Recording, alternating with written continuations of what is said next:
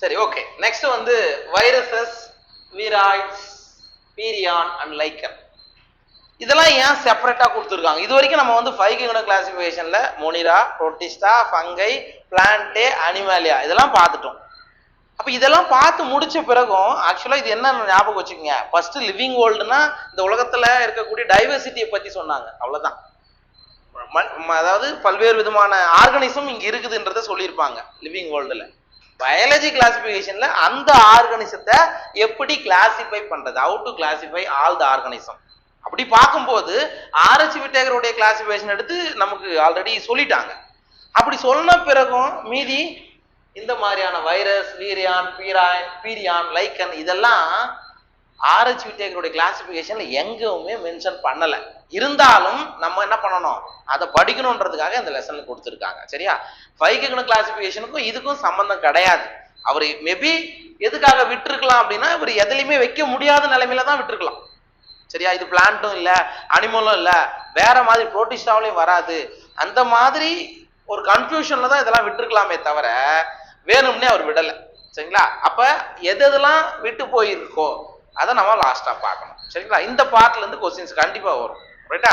Right.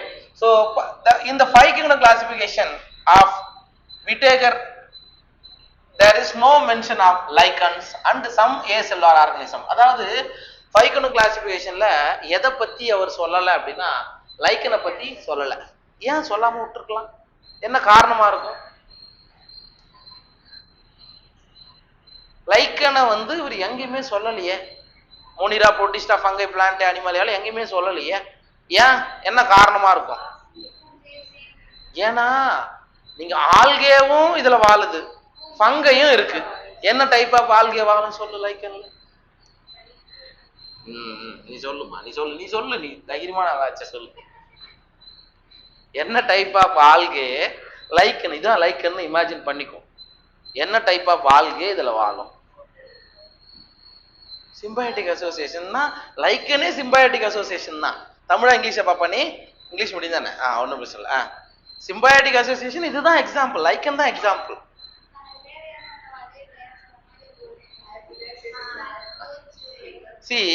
இப்ப இதை எடுத்துட்டு போயிட்டு பிளான் கிங்டம் வைக்கலான்னு பார்த்தா ஆல்கே போட்டோசிந்தசிஸ் பண்ணுது, பிளான் கிங்டம் வைக்கலாம். ஆனா ஃபங்கை இருக்க, ஃபங்கை பண்ணாது, அது ஹெட்ரோட்ரோபிக் ஆர்கனிசம். சரி, இதை எடுத்துட்டு போயிட்டு ஃபங்கைல வைக்கலான்னு பார்த்தா கூட ஆல்கே இருக்குது. சோ இந்த மாதிரியான கன்ஃபியூஷன்ல அவர் என்ன பண்ணல, மென்ஷன் பண்ணல. நான் கேட்ட கேள்வி மறந்துட்டேன், சொல்லு. என்ன டைப் ஆஃப் ஆல்கே இதுல வாழும்? ஃபைகோனாவே ஆல்கல் ஃபங்கைன்றதால இதுல சொல்றியா? இல்ல, நீ சொல்லலாம், தைரியமா சொல்லலாம், நீ படிச்சுக்கிறல்ல, சொல்லலாம். ஆஸ்கோமைசிட்ஸ், பெசிடியோமைசிட்ஸ்.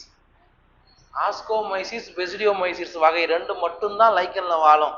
ஃபைகோமைசிட்ஸும் டியூட்ரோமைசிட்ஸும் லைக்கன்ல வாழாது. இதெல்லாம் என்னன்னு கேக்குறியா? தெரிஞ்சுக்கோ. சரியா? ஃபங்கைல ஆஸ்கோமைசிட்ஸ், பெசிடியோமைசிட்ஸ் டைப் ஆஃப் ஃபங்கை மட்டும்தான் லைக்கன்ல சிம்பயாட்டிக் அசோசியேஷன்ல வாழும். அதே மாதிரி ஆல்கேல குளோரோபைசி, ரோடோபைசம், குளோரோபைசியும் சயனோபைசி, சைனோ பாக்டீரியான்னு ஒன்று படிச்சிங்கல்ல, இது 2 மட்டும்தான் வாழும். மற்ற மீதி இருக்கிற 11 கிளாஸஸ் இருக்கு, அதெல்லாம் வராது. இது வந்து தெரிஞ்சுக்கும், நம்ம என்சிஆர்டில மென்ஷன் பண்ணலாம் கூட, நீ தெரிஞ்சுக்கோ. எல்லா ஆல்கேவும் இதுல வாழாது, அதே மாதிரி எல்லா ஃபங்கையும் லைக்கன்ல இருக்காது. குறிப்பிட்ட 2 ஆல்கே 2 ஃபங்கை மட்டும்தான் இதுல இருக்கும். சரிங்களா? லைக்கன்ல. ஓகே. அப்ப இவங்க என்ன சொல்ல வர்றாருன்னா, ஆர்எச் விட்டேகரோட கிளாசிபிகேஷன்ல லைக்கனை பத்தின எந்த ஒரு இன்ஃபர்மேஷனும் எங்கேயும் அவர் கொடுக்கல, மென்ஷன் பண்ணல. And some acellular organisms like viruses. Sir இதை மென்ஷன் பண்ணல. ஏசெல்லுலார் ஆர்கனிசம் செல் அற்ற உயிரினம்னு அர்த்தம். அவருடைய கிளாசிபிகேஷன் பேஸ்ட் ஆன் செல் ஸ்ட்ரக்சர்னு ஒரு பாயிண்ட் படிச்சோம். செல்லினுடைய அமைப்பை வந்து அவர் மெயினா எடுத்துட்டு இருப்பாரு. ஆனா இது வந்து என்ன கண்டிஷன்ல இருக்குது? ஏ செல்லுலாரா இருக்கு. அது யூனிசெல்லுலாரா மல்டி செல்லுலாரா இருந்தா அவர் பிரிச்சு வச்சுட்டு இருப்பாரு. ஏ செல்லுலார் வைரஸ் வந்து செல் மாதிரியான அமைப்பு இருக்கு, ஆனா இல்ல. அதே மாதிரி வீராய்டுக்கும் ஏ செல்லுலார் தான், பீரியான்களும் ஏ செல்லுலார் தான். அப்ப ஏசெல்லார் ஆர்கனிசம்னு கேட்டாங்கன்னா இது மூணுமே தான் நீ சொல்லணும். சரியா? ஒன்லி வைரஸஸ் மட்டும் கொடுத்துட்டு இது ரெண்டும் வராது அப்படின்றதுலாம் கிடையாது. வைரஸஸ், வீராய்ட்ஸ், பீரியான் இது மூணுமே ஏசெல்லார் ஆர்கனிசம். இதையும் அவருடைய 5 கிங்டம் கிளாசிபிகேஷன்ல மென்ஷன் பண்ணல. சரியா? லைக்கனை மென்ஷன் பண்ணல. அப்ப எப்படி கொஸ்டின் கேட்டாலும் எதெல்லாம் மென்ஷன் பண்ணலன்னா இந்த 4 மட்டும் தான் மென்ஷன் பண்ணல. மற்றது எல்லாத்தையும் அவருடைய கிளாசிபிகேஷன்ல என்ன பண்ணிருக்காரு? கிளாசிஃபை பண்ணிருக்காரு அப்படின்றது அர்த்தம். ஓகேவா? Right. All of us who have suffered the ill effect of common cold or flu. நம்ம எல்லாருமே கோல்டு வருதுதா? கோல்டு வரலன்னு வரல, வரும். சரியா? எல்லாருமே எப்படியாப்பட்ட பெரிய ஆளா இருந்தாலும் சாதாரணமான கோல்டு, சளி, சரியா, அந்த ஃப்ளூன்னு சொல்றோம் இல்லையா, அதுக்கு நம்ம சஃபர் ஆகிட்டு தான் இருக்கும், பாதிக்கப்பட்டிருப்போம். No what effect viruses can have on us. ஆமா, அப்ப அந்த இது வந்து வைரஸால தான் நமக்கு இந்த சாதாரண கோல்டு ஃப்ளூ வருது. அப்போ வைரஸ்கள் தான் இது என்ன பண்ணுது? நமக்கு எஃபெக்டை கொடுக்குது. சரிங்களா? பாதிப்பை ஏற்படுத்துது. Even if we do not associate it with our condition. சரிங்களா? அது நம்மளுடைய கண்டிஷனுக்கு நீ எந்த கண்டிஷன்ல இருந்தா கூட கோல்டுன்றது வரும். ஒரு 3 நாளைக்கோ அல்லது ஒரு வாரமோ இருந்துட்டு அப்புறம் சரியா போயிடும். சரிங்களா? அதை யாரு காஸ் பண்றாரு? வைரஸ்கள் தான் காஸ் பண்ணுது. ரைனோ வைரஸஸ் ஏதோ ஒன்று படிப்பீங்க, பார்த்துக்கோ. Viruses did not find a place in classification since they are not considered truly living. Virus ஏன் சார் எந்த இடத்துலையும் கிளாசிஃபை பண்ண முடியல அப்படின்னா, ட்ரூலி லிவிங், அது உண்மையிலே உயிர் உள்ளது தானா அப்படின்னா இல்ல அப்படின்னு சொல்லுவாங்க. எப்ப ஒன்ஸ் வைரஸ் நம்மளுடைய உடம்புக்குள்ள ஆர் எந்த ஓஸ்ட், நம்மளா இருக்கலாம், அனிமலா இருக்கலாம், ஆர் பிளான்டா இருக்கலாம், அதான் ஓஸ்ட், ஓம்புயிரி. எப்ப ஓஸ்டுக்குள்ள உள்ள என்ட்ரு ஆகுதோ அப்பதான் அது லிவிங். வெளியில இப்ப கூட இங்க கூட வைரஸ் இருக்கும், அது எப்படிதான் இருக்கும்? நான் லிவிங்கா தான் இருக்கும். அதனால தான் நம்ம மாஸ்க் போட்டுக்க சொல்றது. சரியா? நம்ம வழியா தான் நம்ம சாப்பிடும் போதோ சுவாசிக்கும் போதோ தான் வைரஸ்கள் உள்ள போகுமே தவிர ஜென்ரலா அது என்ன ஆகாது, நேரடியா உள்ள போயிடுமானா போகாது. சரிங்களா? அதுதான் அங்க சொல்றாங்க. If you understand living as those organisms that have a cell structure, suppose நீ வைரஸ் உயிர் உள்ளது நீ நினைச்சனா, வைரஸுக்கு என்ன இருக்கணும்? செல் ஸ்ட்ரக்சர் இருக்கணும். ஆனா இங்க வைரஸுக்கு தனியான செல் அமைப்புன்னு ஒரு ஸ்ட்ரக்சர் இல்ல. ஓகேவா? the viruses are நான் செல்லுலார் ஆர்கனிசம். இப்ப நீங்க லிவிங் நினைச்சீங்கன்னா அதுக்கு செல் ஸ்ட்ரக்சர் இருக்கணும். அப்ப செல் ஸ்ட்ரக்சர் இல்லாததால அதை நம்ம என்ன சொல்றாங்க? நான் செல்லுலார் ஆர்கனிசம். சரிங்களா? அப்படின்னு அர்த்தம். அல்லது ஏ செல்லுலார், ஏனாலும் ஆப்சன்ட், நான்னாலும் இல்ல அப்படின்றதான் அர்த்தம். ஓகேவா? that are characterized by having an inert crystalline structure outside the living cell. ஏன் இந்த நான் செல்லுலார் ஆர்கனிசம் இங்க சொல்றாங்க அப்படின்னா, ஒரு ஆர்கனிசத்துக்கு வெளியில, ஒரு ஓஸ்டுக்கு வெளியில, ஒரு ஓம்புயிருக்கு வெளியில அது எந்த ஃபார்ம்ல தான் இருக்கு? கிறிஸ்டலைன் ஸ்ட்ரக்சர், படிக வடிவில தான் இருக்கும் அப்படின்னு சொல்றாங்க. யாரு கிறிஸ்டலைன் பண்ணது? ஃபர்ஸ்ட் வைரஸை படிக்கப்படுத்தியவர்னு ஏதாவது படிச்சிருப்பீங்க? Stanley WM Stanley. அவர் தான் வந்து வைரஸை வந்து கிறிஸ்டலைஸ்டு பண்ணவர் முதல்ல. சரிங்களா? அப்ப ஏன் இதை நான் செல்லுலார் ஆர் ஏ செல்லுலார்னு சொல்றோம்னா, ஒரு லிவிங் செல்லுக்கு வெளியே அது கிறிஸ்டலைன் ஸ்ட்ரக்சர்ல இருக்கும். இதுதான் இதுக்கான அர்த்தம். ஓகேவா? புரிஞ்சிச்சா இது? சரி, நீங்க கவனிங்க. நமக்கு 2 வைரஸோடைய ஸ்ட்ரக்சர் கொடுத்துருக்காங்க. இது வந்து TMV, டொபாக்கோ மொசைக் வைரஸ். என்ன டிசீஸை காஸ் பண்ணும்? புகையிலை நோய். சொல்லு, நீ சைலண்டா பேசினா கூட எனக்கு கேட்கும். என்ன டிசீஸ்? அவ்வளவுதான், டொபாக்கோ மொசைக் டிசீஸ், அவ்வளவுதான், சிம்பிள். நீங்க வைரஸோட டிசீஸ்க்கு மட்டும் இது மட்டும் ஞாபகம் வச்சுங்க. டிசீஸோட நேம் தெரிஞ்சா வைரஸோட பேரை போட்டுடலாம். டொபாக்கோ மொசைக் டிசீஸ் காஸ் பண்றது டொபாக்கோ மொசைக் வைரஸ், அவ்வளவுதான். சரியா? பாத்துக்கோ. இது TMV ஷார்ட்டா சொல்றோம். இது வந்து பாக்டீரியாஃபேஜ். சரிங்களா? அப்ப நமக்கு என்ன தெரியணும் அப்படின்னா, வைரஸோடைய புரோட்டீன் கோட், வைரஸோடைய புரத உரைக்கு என்ன பேர்? கேப்சிட். வைரஸோட புரத உரைக்கு capsid. Capsid is made up of, capsid எதனால் ஆனது? கேப்சோமியர். இப்ப இந்த படத்துல ஒவ்வொன்னும் ஒரு கேப்சோமியர், இது எல்லாம் சேர்ந்தா நம்ம என்ன சொல்றோம்? கேப்சிட். இதான் புரோட்டீன் கோட், வைரஸோடைய புரோட்டீன் கோட். எப்பவுமே வைரஸ்ல நோய் உண்டாக்கக்கூடிய பகுதி infected particle or infective particle என்னது? வைரஸ்ல எது வந்து நோயை ஏற்படுத்தும்? ஆர்என்ஏ, டிஎன்ஏவா இருக்கலாம், ஆர்என்ஏவா இருக்கலாம். நம்ம இந்த படத்துல ஆர்என்ஏ கொடுத்துருக்காங்க. எப்பயுமே ஞாபகம் வச்சுக்கோ, வைரஸ்ல நோயை உண்டாக்க வல்ல பகுதி எதுனா நீங்க சொல்லக்கூடிய genetic material or nucleic acid. இதுதான் ஞாபகம் வச்சுக்கோ.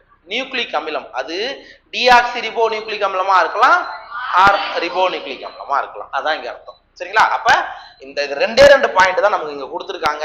இது கேப்சிடு, இது ஆர்என்ஏ. ஓகேவா? அப்ப டிஎம்வில என்ன ஜெனட்டிக் மெட்டீரியலா இருக்கும்னு கேட்டா ஆர்என்ஏ. ஓகேவா? ரைட். இரண்டாவது இங்க இருக்கிறது பாரு, இது வந்து பாக்டீரியோபேஜ். பாக்டீரியோபேஜ்னா என்ன? பாக்டீரியாவை கில் பண்ற வைரஸ், பாக்டீரியாவை சாகடிக்கக்கூடிய வைரஸ் பேர் தான் பாக்டீரியோபேஜ். T1, T2, T3, T4 இது மாதிரி நிறைய வெரைட்டிஸ் இருக்கு. சரிங்களா? ரைட். இப்ப இதுல இது வந்து தலைப்பகுதி ஹெட், இது வந்து கழுத்து பகுதி காலர், இது வந்து உரை பகுதி, உரை போன்ற பகுதி. சரிங்களா? ஜஸ்ட் ஏபிசின்னு கொடுப்பான். இந்த இமேஜை தவிரலாம் வேற எந்த இமேஜும் புதுசாலாம் கொடுக்க போறது கிடையாது. அப்படின்னா பாத்துக்கோ. ஆனா இது வந்து வால் நார்கள், டெயில் ஃபைபர்ஸ். இந்த டெயில் ஃபைபர்ஸ் எதுக்காக அப்படின்னா நம்ம மேல வந்து ஒரு அட்டாச் பண்ணிக்கிறதுக்காக. சரி, அட்டாச் ஆன பிறகு என்ன பண்ணுவாரு, உள்ள இருந்து ஜெனட்டிக் மெட்டீரியல் இது வழியா நம்ம உடம்புக்குள்ள அனுப்பும். சரிங்களா? அப்ப இந்த இடத்துல பாக்டீரியோபேஜ்ன்றது பாக்டீரியாவை கில் பண்ற ஒரு வைரஸ் அப்படின்றத ஞாபகம் வச்சுக்கோ. சரிங்களா? ரைட், பாத்துக்கோ. Next, once they infect a cell, they take over the machinery of the host cell to replicate themselves, killing the host. அதாவது ஒன்ஸ் ஒரு தடவை வைரஸ் நமக்கு உடம்புக்குள்ள என்டர் ஆயிடுச்சுன்னா நம்மளுடைய மெஷினரி இருக்கு இல்லையா, மெட்டபாலிசம் நடக்குது இல்லையா, அதை இவர் டிஸ்டர்ப் பண்றார். இவர் டிஸ்டர்ப் பண்ணிட்டு என்ன பண்ணிடும், இந்த பேக்கோசைட்ஸ் மாதிரி நீங்க படிச்சிருப்பீங்க, ஒவ்வொரு செல்லுக்குள்ளேயும் ஒரு உள்ள போயிட்டு நிறைய ரெப்ளிகேட் ஆயிட்டு இப்போ ஒரே ஒரு செல்ல வைரஸ் அஃபெக்ட் பண்ணுதுன்னு வச்சுக்கோங்க. அதுக்குள்ள அந்த வைரஸ் உள்ள என்டர் ஆன பிறகு என்ன ஆகும்னா நிறைய வைரஸ் உருவாக்கப்பட்டு நிறைய வைரஸ் ரிலீஸ் பண்ணும். அந்த நிறைய வைரஸும் போயிட்டு என்ன பண்ணும், எல்லா செல்லையும் போயிட்டு ஒவ்வொன்றுத்தையா இன்ஃபெக்ட் பண்ண நம்மளுடைய மெக்கானிசம் நடக்குது இல்லையா, அது பாதிக்கப்படும். அப்புறம் யாரோட மெக்கானிசம் வேகமா நடக்கும், வைரஸோடைய மெக்கானிசம் வேகமாக நடக்கும். அதான் அதுக்கான அர்த்தம். சரிங்களா? the host cell replicate themselves. அப்போ வைரஸ்கள் வந்து அதுவே தானாவே என்ன பண்ணிக்கும், ரெப்ளிகேட் அடைஞ்சிரும். ரெப்ளிகேட்னா என்ன அர்த்தம், பிரதி எடுக்குன்னு சொல்றோம்ல, நிறைய காப்பீஸை உருவாக்கிக்குன்னு சொல்றாங்க. அப்படி உருவாக்கி ஹோஸ்ட கில் பண்ணும்.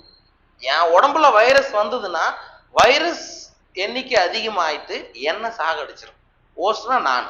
சரிங்களா? அந்த மாதிரி அனிமலோ பிளான்ட்டோ எதுக்குள்ள வைரஸ் உள்ள போச்சோ வைரஸ் மல்டிப்ளை ஆயிட்டு லாஸ்டா யாரை பாதிச்சிரும், ஹோஸ்ட பாதிச்சிரும். would you call viruses living or non living? நீங்க வந்து வைரஸ லிவிங் சொல்லுவீங்கன்னா நான் லிவிங் சொல்லுவீங்களான்னு கேக்குறாங்க. both living and non living. ஹோஸ்டுக்குள்ள போனா மட்டும்தான் லிவிங், வெளியே இருந்தா நான் லிவிங். இது ரெண்டுத்துக்கும் ஒரு லிங்க்னு சொல்லுவாங்க. லிவிங்க்கும் நான் லிவிங்க்கும் நடுவுல இருக்கிறது தான் வைரஸ். மறக்காதீங்க. திடீர்னு கொஸ்டினா கேட்போம், அதுவே கூட ஆன்சரா வரும் உங்களுக்கு. ஓகே, ரைட், பார்க்கலாம். Viruses means venom of poisonous. Virus அப்படின்ற சொல்லுக்கு வார்த்தைக்கு அர்த்தம் விஷம் அப்படின்னு அர்த்தம், நஞ்சு அல்லது நச்சுத்தன்மை வாய்ந்த திரவம் அப்படின்னு அர்த்தம். இப்போ ஃபார் எக்ஸாம்பிள் இப்போ பாம்பு கடிக்குது, பாம்பு கடிச்ச உடனே என்ன ஆகுது, அந்த விஷம் உள்ள போகுது இல்ல, விஷம் இருக்குல்ல, அந்த மாதிரி வைரஸ்னா அதுக்கு பேர் அதான். சரிங்களா? Right. Dmitri Ivanovsky in the year of 1892 recognized certain microbes as causal organism of the mosaic disease of tobacco.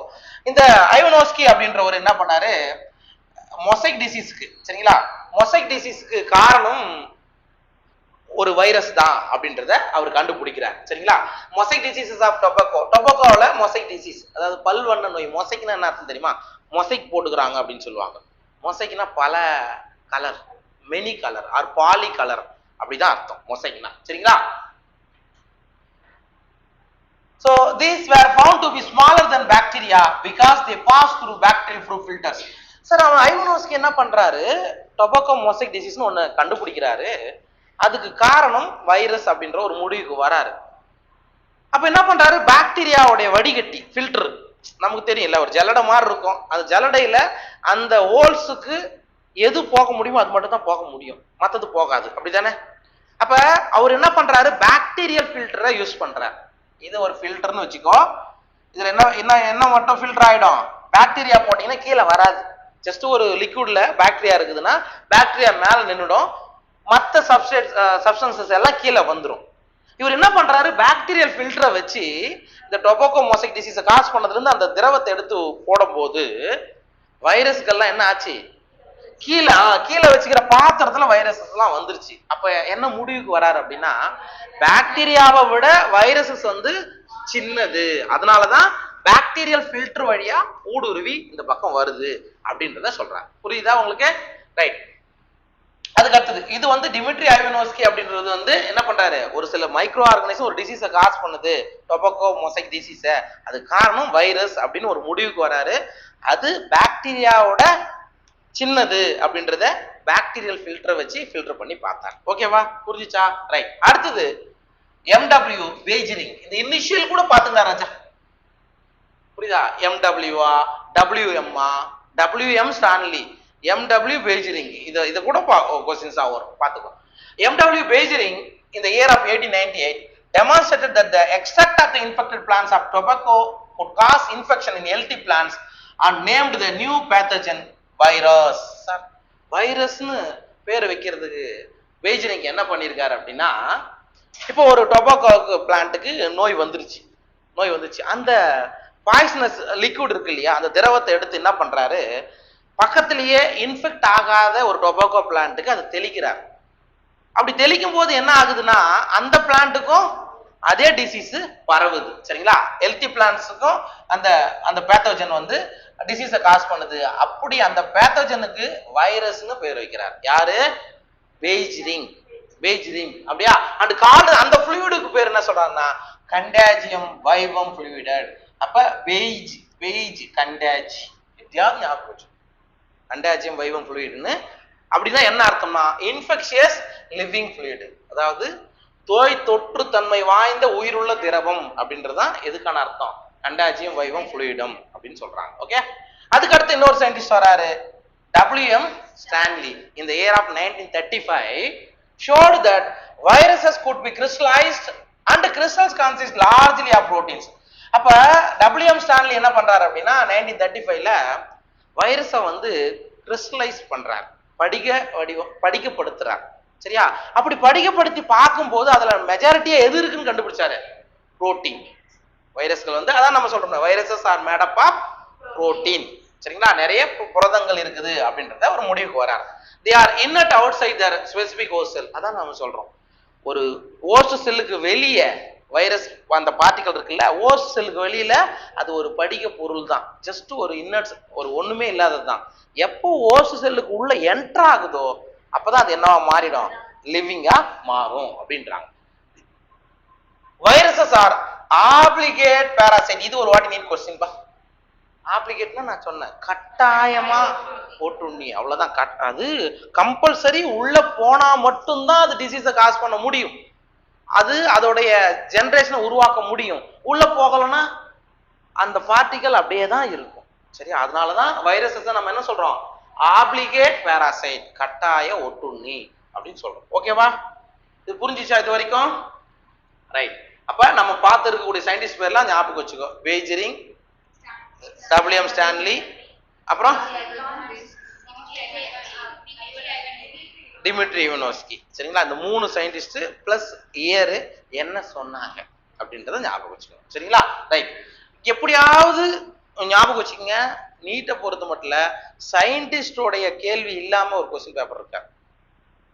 சரியா? சயின்டிஸ்டோடைய கம்பல்சரி ஏதாவது ஒரு சயின்டிஸ்டோட பேரு கண்டிப்பா கொஸ்டினா வரும். பார்த்துக்கலாம். இன் அடிஷன் டு புரோட்டீன்ஸ், வைரஸ்ல கிறிஸ்டலைன் பண்ணி பார்த்தாரு WM Stanley, அதுல மெஜாரிட்டியா புரோட்டீன் இருக்குன்னு சொன்னாரு. சரிங்களா? இன் அடிஷன் டு புரோட்டீன், புரோட்டீனை தவிர viruses also contain genetic material. Sir protein இல்லாம வேற என்ன சார் இருக்குன்னா ஜெனடிக் மெட்டீரியல். அதான் ஜெனடிக் மெட்டீரியல், மரபு பொருள்னா DNA ஆர் RNA அப்படின்றாங்க. that could be either RNA or DNA. அப்ப வைரஸ்குள்ள இருக்கக்கூடிய அந்த ஜெனடிக் மெட்டீரியல் either DNA-வா இருக்கலாம் ஆர் RNA-வா இருக்கலாம். எக்காரணத்தை கொண்டும் இந்த ரெண்டு ஜெனடிக் மெட்டீரியலும் ஒரே வைரஸ்க்குள்ள இருக்க முடியாது. அதான் அடுத்த point. No virus contains both RNA and DNA. இதுதான் முக்கியம். சரியா?